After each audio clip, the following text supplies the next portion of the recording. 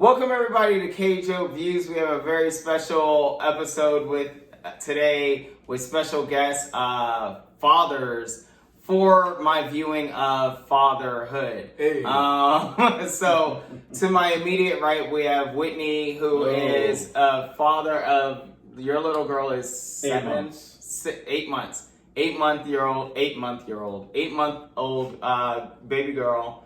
We have Mo to my left, who is the father of an 8-year-old boy. Yeah.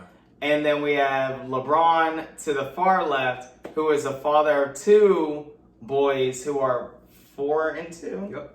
Wow, I'm actually pretty better at this than I thought I would. We are good. We are good friends. So, we all watched Fatherhood together, the new movie starring Kevin Hart on Netflix that came out, I believe, Father's Day of 2021. And we watched it together, and I wanted to pull their opinions in on this review because they obviously have a subject matter very in common that I do not. So for me, this movie was just really good, great movie to watch. I enjoyed it, but I wanted to get initial impressions from fathers, starting with the father of a baby girl, Whitney. What was your impression of the movie?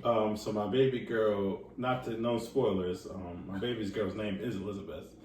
Right. And, which was very much 2 involved crucial in the movie. people Yes. in the movie. And I do have a daughter, and I do have a wife, and we just had her, and during COVID, and the thought of losing my wife and having to raise a child by myself would be crippling. So I thought the movie was going to be very depressing, just based on the premise and the previews. And it turned out to be really good, and it was really well done. And I don't even like the Wanda Wise, and she's still, even she's beautiful. Yeah, she's gorgeous. But I'm still getting over that whole she gotta have it actress type of thing. And, actors in their roles. no, I thought it was a really good movie. I thought they brought it together really well, and they didn't bring me to tears. Good. So, Yeah. All right, Mo, how about you? I loved it. I absolutely loved it. I mean, it was super inspiring. There were so many things that were that connected with me. I felt as a dad, I was a stay-at-home dad for probably the first 5 years until kindergarten. So that was hard, man. It's an incredible experience. Not a lot of dads get to have, but it's very hard. There was another. I'm spoiling stuff. But No, I mean, it's okay. Well, as long as it's not too much of a spoiler. Well, there's Kevin Hart in the movie doesn't have a great relationship with his father, and that's something that I could relate to. And so I was terrified to be a father because I didn't really have a good example To follow. Right. And so I connected with him in that, and I'm proud of myself as a dad, as he was, without having that example before me. So I loved it. It was really great. You bring up a good point. So let me kick it to LeBron with this. You kind of, I believe, knowing you personally, had a sort of father experience like Mo did in terms of not really having one present, but you kind of at the tail end of your adulthood got the experience of having who I believe to be a fairly decent father figure. How, or I should say, when you started to come into fatherhood, whether it was with your first son or your second son, how did you draw on the experiences of 1, an absent father, or 2, having someone who came in and kind of stepped up? Did that shape any way at all? Great question. I think yes. I think they both kind of shaped me and helped me see from a side that my dad that really wasn't in my life, and then my stepfather who came in maybe when I was in 6th, 7th grade. In between that time, it was just me and my mom.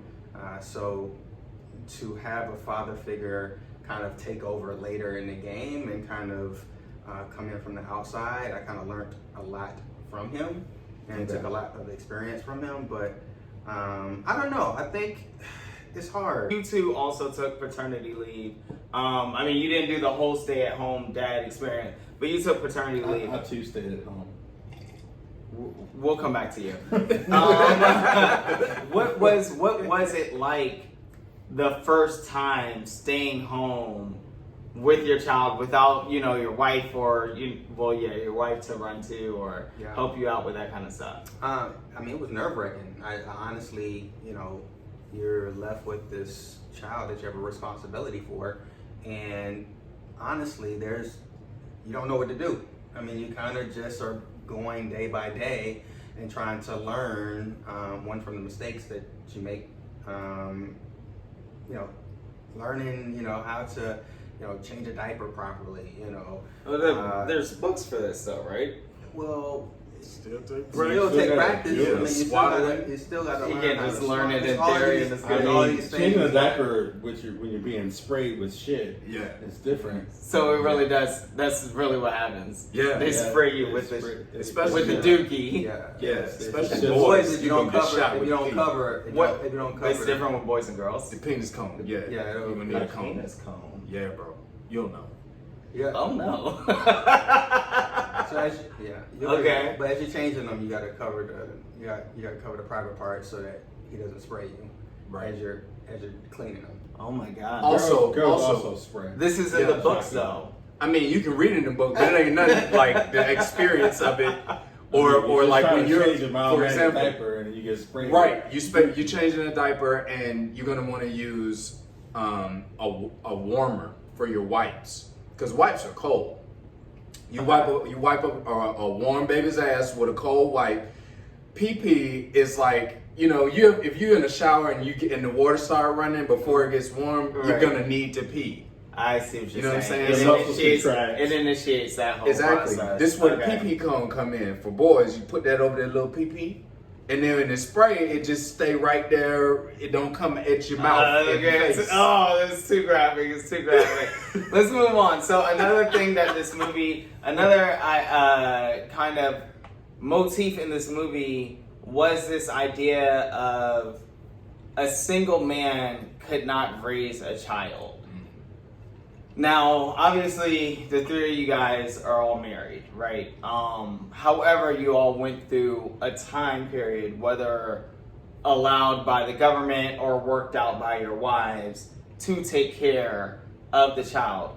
Was there something in you, and or, better question, were there people around you who you felt like were dismissive or didn't believe you could do this? And or did you yourself feel like you couldn't do it? I mean, I think you guys have all hinted at not feeling that confident in yourself. But did you have people around you who said things that made you feel like, why would you say something like that? Who wanna go first? You can go. I'm gonna go. Okay, go ahead. No one to my face was like, "You can't do that," Right. because I'd have knocked them out. But no, I wouldn't. I'm just saying it would have been laughable to me. There are times, a lot, in fatherhood where it's like I don't know what I'm doing. But I had a great support system between my mom and my wife, especially in the first month. Even after that, like, I don't know, I just believed in myself. There's a part where, like, you just love that little baby so much that, like, you'll do whatever, Okay. you know, Right. like, whenever, however many hours of sleep you got, like, whatever it takes, because that's yours, you know what I mean? So, like, I, even in my scariest moments and having not had a dad to relive moments with, to be like, I remember when you did this, Right. what I did was I did that, you know. Right. I didn't have that. That scared me, but then I kind of relaxed in this idea of like, I get to do it. I get to make it up myself. I get to create that tradition for me, you know what I mean? And for me and my son, and then I'll pass that down for sure. So, yeah. Okay. Yeah, nobody really said it to my face. I always, as soon as I, wanted to have kids, I felt, confident, Ready. ready. Accepting that the challenge was going to be, for a very long time. But For life. for life. But I was prepared as I could be, but you take it one day at a time, and you just improve day by day. Yeah. Like sobriety. Continue. Fuck me. I was scared shitless. It was during COVID, so what little support system we did have Couldn't support you. Couldn't support us. Also, I lost my mom like now 10 years ago, but I didn't have any. Anything I get is from just other mothers, like my mother-in-law, my wife, and then my aunts and everything. But I didn't have a mother to be like, oh my God, what the hell do I do with this baby? She's pooping, and I did read a lot of books on it.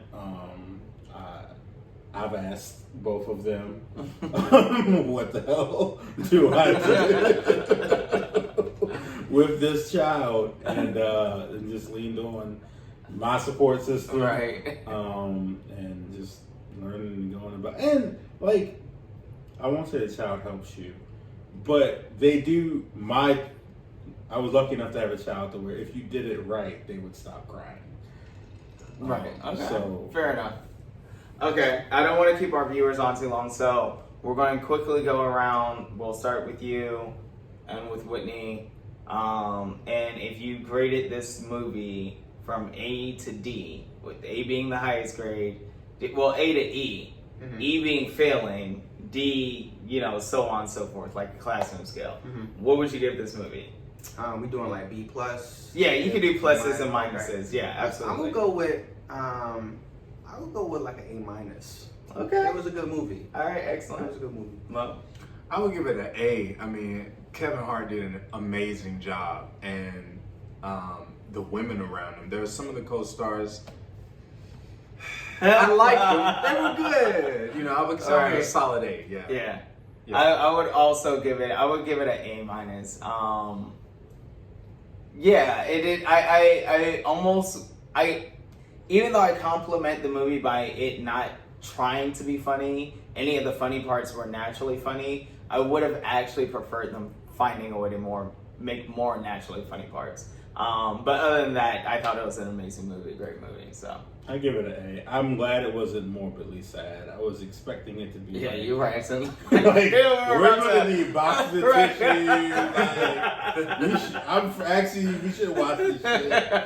You were trying to cancel movies. And it was lighthearted enough the way it was. Yes, sir. Yes. So we absolutely recommend this movie. Thank you guys for tuning in to KJO Views in this special episode. Thank you to my guests, LeBron, Mose, Whitney, for joining me and talking about your experience with this movie and sharing about your lives. And as always, like, comment, subscribe, and check in for our next flick. Bye. See you. Peace.